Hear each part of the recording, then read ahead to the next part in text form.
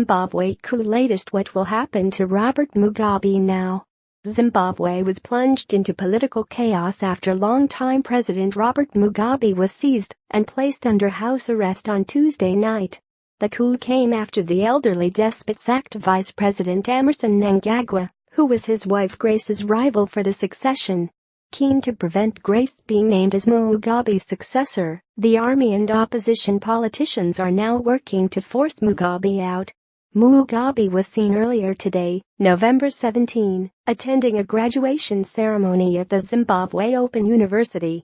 He was also photographed smiling at the State House in Harare yesterday, where he met with military officials to negotiate his future. But leaders of Mugabe's ZANU-PF party planning to force the 93-year-old out unless he resigns, a senior political source told Reuters. If he becomes stubborn, we will arrange for him to be fired on Sunday, the source said. When that is done, it's impeachment on Tuesday.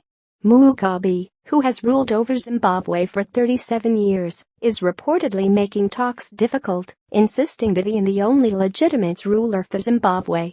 Journalist Hopewell Chinono has claimed Mugabe wants to step down as party leader in December, before retiring from the state in 2018.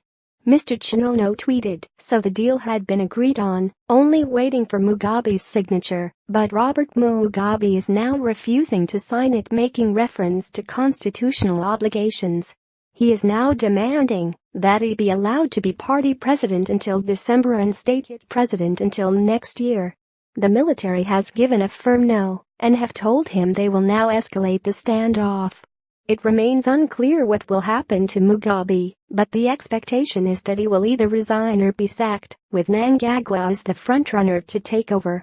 Michelle Fall, who worked for the Associated Press for 35 years as a foreign correspondent, expects both Robert and Grace Mugabe to be allowed to resign in disgrace.